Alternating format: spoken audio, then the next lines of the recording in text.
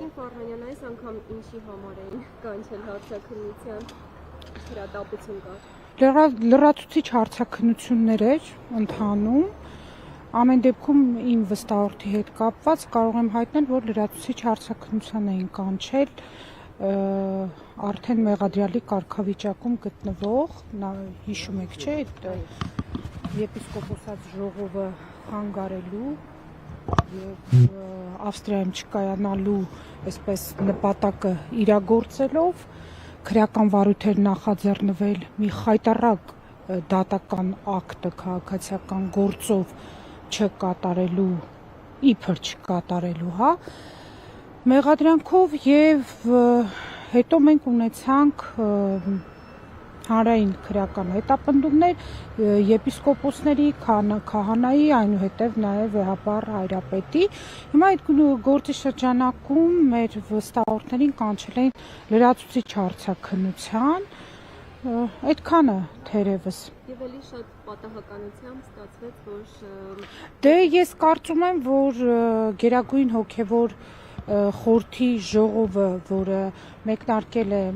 մարտի 10-ին եւ ավարտվել է այսօր, մարտի 13-ին, երևի ներքին ինֆորմացիա ունեն, որ բավականին արդյունավետ քննարկում է անցել։ Ես իհարկե տեղյակ չեմ այնտեղ ինչ է կատարվել, բայց այս ջղաձգումներից կարելի է ենթադրել, որ Գերագույն հոգևոր խորհրդում կարևոր որոշումներ են կայացվել կամ կարևոր քննարկումներ են իրականացվել, որոնք այս իշխանության ցանկությունների շրջանակի մեջ չեն տեղավորվել, այլապես անհասկանալի էր, թե այս նորից հարցաքննությունների այսպես կանչելու հրատապությունն ինչու էր կայանում, առավել եւ Դե իհարկե սպասելի չէր, որովհետև նախ հոգևոր հայրերը գտնվում էին ժողովի պրոցեսի մեջ եւ եթե այդքան հույժ կարեւորություն չներկայացներ կամ Գերագույն հոգևոր խորհրդի աշխատանքները խաթարելու նպատակ չհետապնդեր, իմ կարծիքով, քանի որ գիտեր ամբողջ հանրությունը, որ մայր եկեղեցին հիմա հոգևոր խորհրդի նիստեր է անցկացնում, կարող էին եւ կանչել, ասենք, երկուշաբթի եւ հաջորդ շաբաթվա օրերին, ենթադրենք, ինչպես որ կարգն է գրավոր ծանոթագրերով, բայց էլի շտապել էին, էլի ինչ որ գործողություններ, գիտեք, իրականում շատ արդեն ծիծաղելի կլիներ, եթե այսքան լացելու ու ողբերգական իրավիճակում չհայտնվեինք, որովհետև այս պրոցեսները իրավական անվանելը թերևս արդեն անտրամաբանական է, այն օրը, երբ որ այդ քաղաքացիական գործով տխրահրճակ վճիռը կյանքի կոչվեց եւ այն գնաց հարկադիր կատարման եւ դրա շրջանակում քննչական կոմիտեն որոշեց այդ տեզերական անարդարությունը անել իմ գնահատմամբ եւ հանրային քրեական հետապնդումներ հարուցել իհարկե արդեն իսկ նշածս նպատակներով այդ պահից այս գործով այլևս իրավաբանության մասին խոսելը ավելորդ է ուղղակի մենք այսպես իներցիայով հա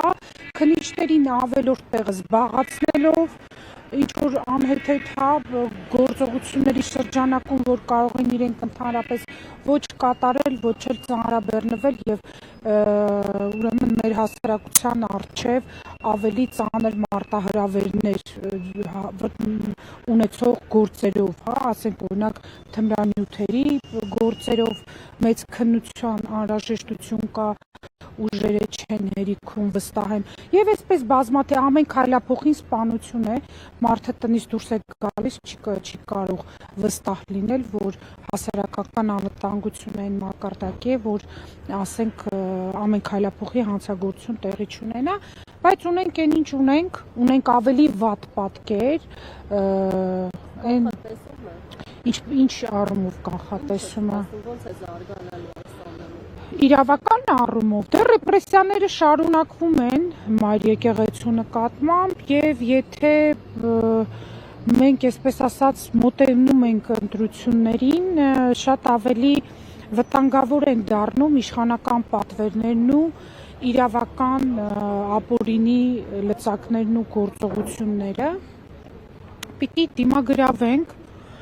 փորձենք չկորցնել պետությունը, չկորցնել իրավականությունը եւ օգնել մեր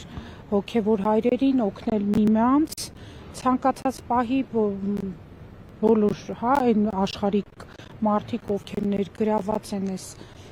կարևոր պայքարում, բոլորն էլ վտանգված են եւ մեր պաշտպանական խումբը, փաստաբանական խումբը առավելագույնն է առնում ոչ միայն ուժերի ներածին, այլ ավելի չափով, որ կարողանանք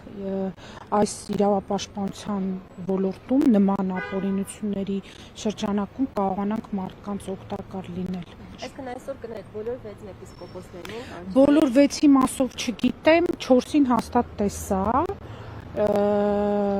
Ես նշեմ նաև իմ մյուս պաշտպանյալը Վահան Հովհաննիսյանը, եպիսկոպոս, գտնվում է արտերկրում եւ